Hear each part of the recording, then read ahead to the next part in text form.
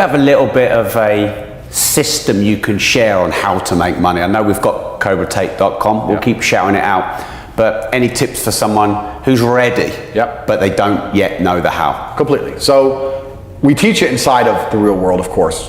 I keep mentioning it because it's so important. But there are 3 keys, I believe, to making money.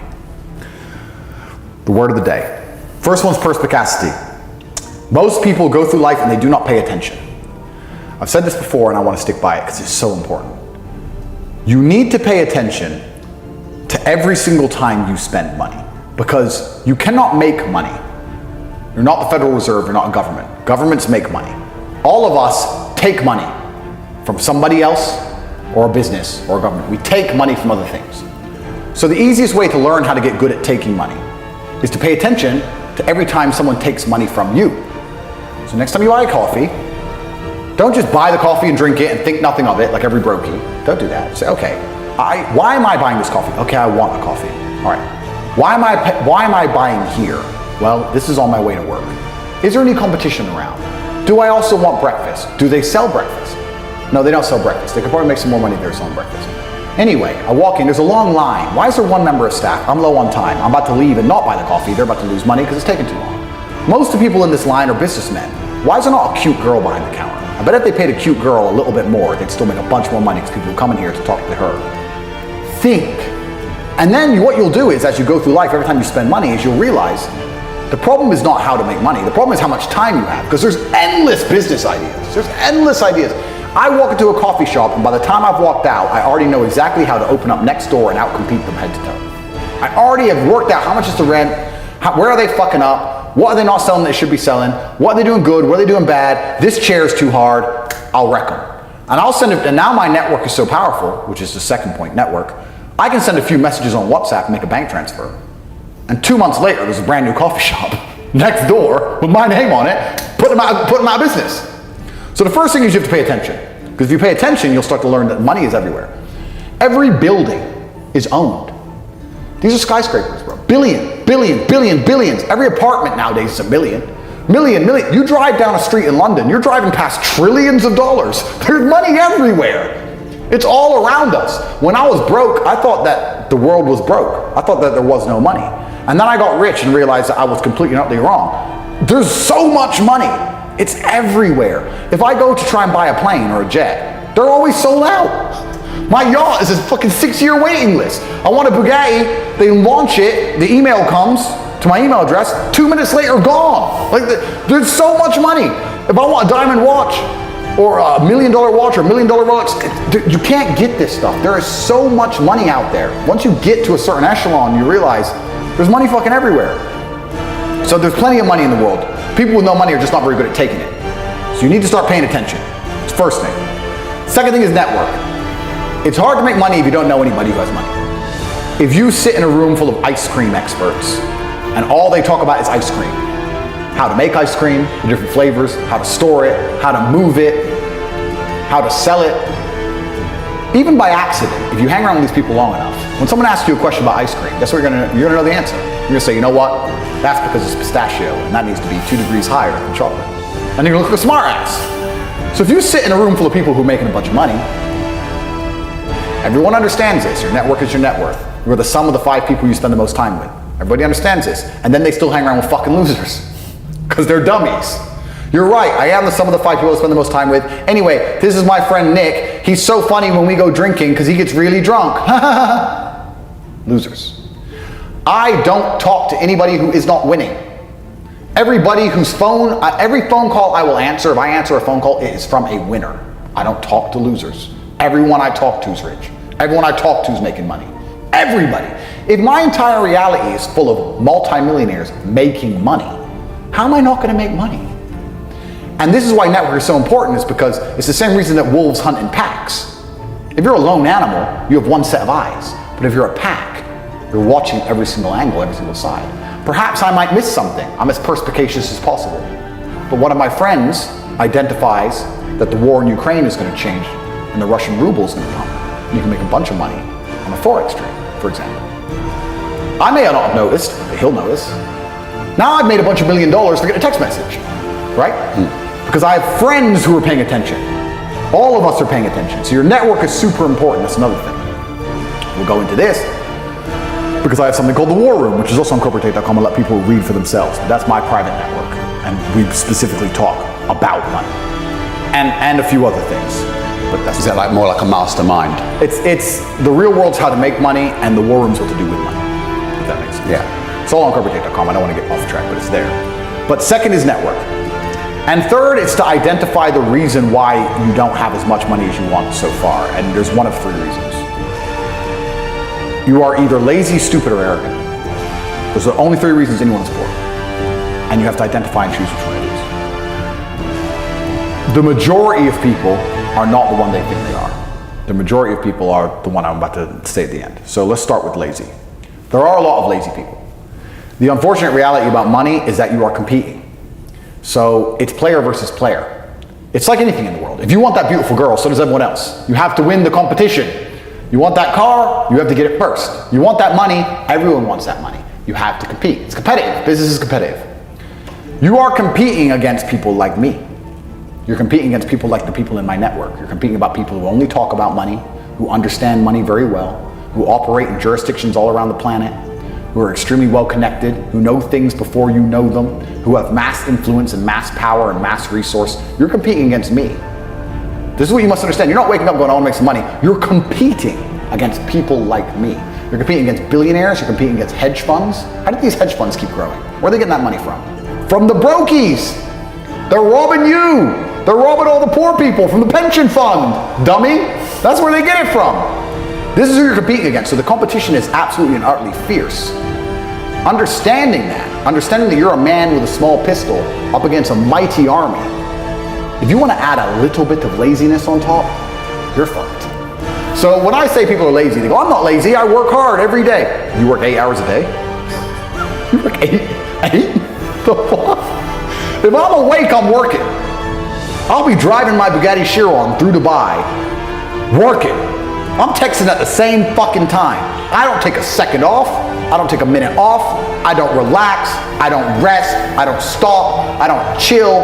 None. Ever. I'm either asleep or at work. That's it. Second I wake up, I check my phone, I begin working. I go to the gym in between sets, I am working.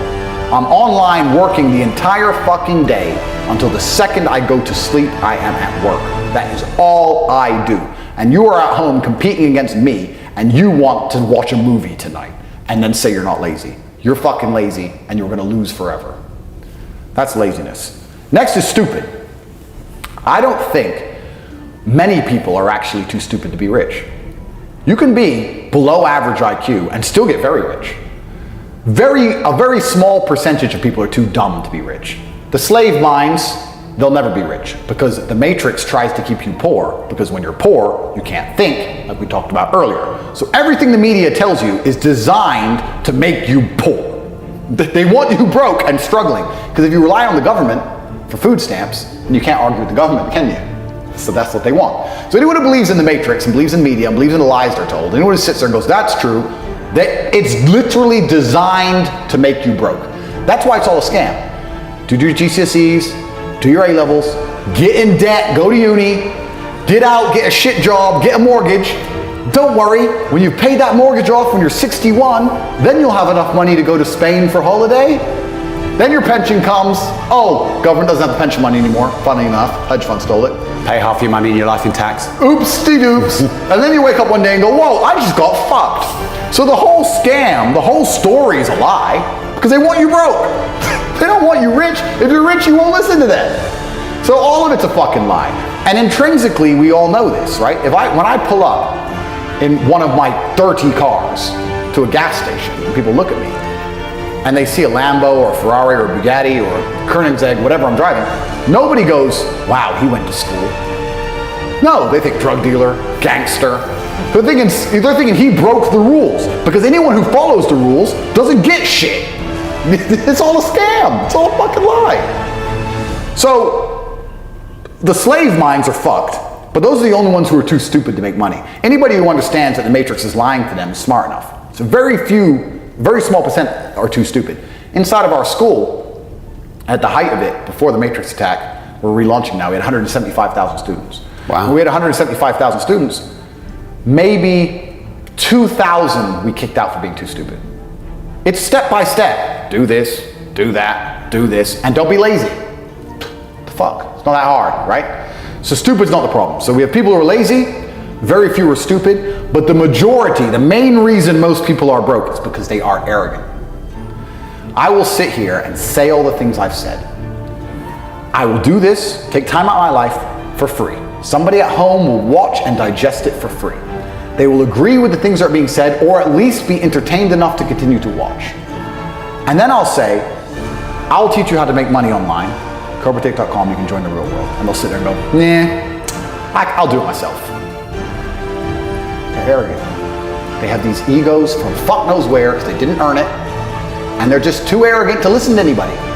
I became world champion by listening to my coach. I didn't become world champion by walking in and saying, I'll do it myself. That's not how you get anywhere in life. You have to listen. If Mike Tyson were to walk in, or if Elon Musk were to walk in here and talk to me about money, I wouldn't be sitting there going, I can do that. I'd be like, oh, Mr. Elon, richest man in the world. Hello, very nice to meet you. Please, even though I already understand I don't want to launch a car brand or put rockets in space, please, you must know some things I don't know. How do you deal with the currency fluctuations? Does inflation impact how much it costs for you to send a rocket into space? Like, I'll ask him something that's useful, right? But some people are so brutally arrogant that they'll sit here and they'll listen to all the things I said, and they'll agree that I'm intelligent, they'll agree I'm massively successful, but they'll sit there and go, yeah, but you know what? I'll do it myself. I don't want to join that school because, I'll do it myself. They're arrogant. Everybody's fucking arrogant. I sit with people who I used to go to school with from Luton who are still broke and tell them how to make money. And you know what they do? They answer back. Yeah, but it's not that simple because, the wife gets the kid, and you know what, and I don't like to do things that way, the way I like to work. The way you like to work is why you're fucking broke.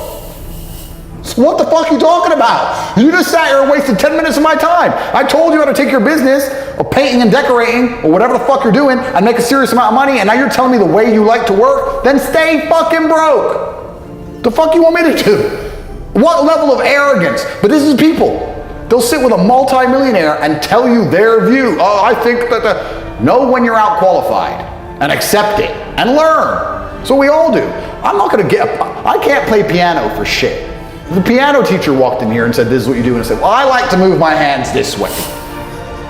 What kind of dumbass? But this is the arrogance people operate under. So I'd say 20% of people are lazy, 20 to 25%. A large portion of the world are not lazy, they're actually working exceptionally hard, but they're doing the wrong thing. 5% of people are too stupid, so say 25%, 5% is 30%, but 70% of people are brutally arrogant, and this is why they are. That's the truth. And how did you make your first million? Good question. I've talked about this already. It was an unorthodox strategy. I've talked about it at length, so I won't give the whole story because it's too long. But I identified a gap, I identified a market, I approached the scenario and the situation extremely professionally, and I worked exceptionally hard, and I made my first $1 million. So my first millions came from owning a webcam studio. So I saw a little advertisement in the corner of a webpage saying, talk to live girls now. I've never been a porn guy, I'm not interested in that shit, but I was like, that's interesting. I know some girls who need some money. Boom, boom, boom.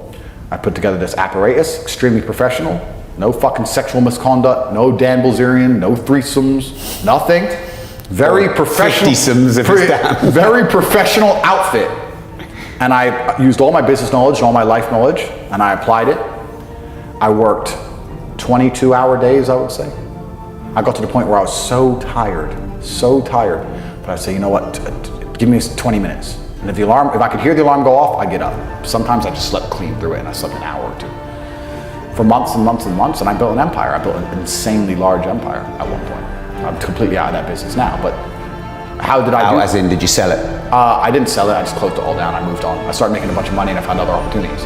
But how did I get that opportunity? Perspicacy. First thing I said, pay attention. I paid attention. I looked at the girl. I'll give you the coffee shop example. This is what I did. I clicked on that advert, saw the girl sitting there, miserable, waiting for a customer. I thought nobody was gonna buy from an unhappy bitch. These men are, the men who are paying are trying to escape an unhappy life, or they wouldn't be doing this shit. So when I got my girls online, Smile. Happy girls get paid. That was the token. That was the slogan. Happy girls get rich. Joking. Ha ha ha. Who's you gonna pay? You're gonna pay the girls like, yeah, having a blast. So I paid attention to the competition. I saw an opportunity just like the coffee shop. So all the things they did wrong. The room was messy. Camera quality was shit. There's the basic stuff. The way the girl acted and interacted. All that stuff. And I applied it all by paying attention countless hours watching everybody else, finding the way to do it better, just like with the coffee shop, and I did it better. So I was absolutely and utterly perspicacious, and that's how you make money. And I did it with that, but I could have done it with anything, and now I do it with everything. The story of me sending a text message via my network and having a coffee shop is a true story. I don't think I've been in there maybe twice. I can't even go. And I have mechanisms in place to make sure I'm not robbed too badly, because unfortunately a little bit of cash goes missing. But everything's in place and it makes me money. I don't think I've even drunk my own coffee. I identified, I put together a list. It needs to be like this, like this, like this, like this, like this. I have competent people who work for me, which is very hard to find, but I do. They understand to follow the doctrine to the doctrine, and I'm getting money into a bank account. That's it. And you can do that with literally anything if you have a strong network and you pay attention. You can do anything. Even podcasts. We're doing a podcast right now. You guys are already big and successful at this. I'm telling you, you can look at the biggest podcasts in the world and still see what they're doing right, what they're doing wrong. It's just the game. That's the game. And then you have to outcompete everybody else. So. And what's your net worth now? You know what's? It's kind of funny because is that that's the shittest question so far on this show. No, I don't actually really know, because they say if you don't know what you've got, they say if you know what you've got, you ain't got much, and it's so fucking true. I don't know how much that coffee shop is worth. I know what it makes me roughly a month. I don't know what I can sell it for. I can guess now, like if I put a 6 times multiplier on it, I could guess. But then, what am I doing for every property? How much are all my properties worth? Fuck knows. Different than when I bought them. So the price has gone up, down. I don't even check. Don't know. So how much all the property worth? I can guess. How much the business is worth? I can guess. How much is my brand worth? If I put my name to something, it sells. I've been offered $50, $60, $70 million to sell junk to children, which I wouldn't do because I have too much morals. How much is my brand worth? I'm the most Googled man on the fucking planet. God knows. I couldn't guess. I would guess that because there's different metrics of measuring the value of, say, a business, sometimes they'll put a 3 times multiplier on it, sometimes they'll put an 8 times multiplier on it. Let's put it this way. Hustlers University, 175,000 students, was doing about $13 million a month profit. That's an online educational company. Online is the future. Education is the future. It was seamless, fantastic. It outcompeted Oxford, Cambridge, everybody. It was the best school on the planet. Not just because we had 175,000 students, because we retained 175,000 students. That's the key. 175,000 people were making more money than they invested each month. There's no other platform on the planet that can do that. We had no competition. There was no other online digital learning platform that was even 1% as close. We were the largest online digital teaching platform on the planet. And everybody wants to make money, so everybody wants to join. Male, female, rich country, poor country. That's $13 million a month that was doing. So what's that? 120, $130 million a year? 8 times multiplier? What's that worth? 800 million by itself? Like, depending how you want to estimate it, I can sit here and say I'm worth $200 million or $1 billion. I could be a billionaire with net worth, things I own, things I'm in control of. Depends on how you want to analyze it. So the reason I side is because I don't have a clue how much money I'm worth. I don't know. I know that if I want shit, I get it. I know that the world is effectively free now. I'm at a point of money where I never ever contemplate the price of anything ever. The whole world, the only way I can explain being ridiculously rich is that everything is completely free. So if you want something, even 1%, even if you want something a little bit, the cost is 0% consideration. So I have 30 cars. I tried to stop at 10, but the car owners know I'm going to buy them, right? So they decide to launch a new Lambo, and they text me and go, "Hey, new Lambo." I don't even ask to see a picture. I'm just like, okay, because I'm not going to notice the money going missing. So why not at least? I might only glance at it for 3 seconds. I may never even drive it. I might just go, "Oh, yeah, it's all right." That's worth the money to me because the money is worth nothing. So the whole world is free. If I want coffee, it's like I buy and do things like the same way a person not even buys a coffee, like a penny sweet. It's just like, oh fuck it, all right. It doesn't mean anything. I can't explain it. I don't have a clue how much money I'm making. I don't know. That's the answer. I don't know. I just know I can have whatever I want.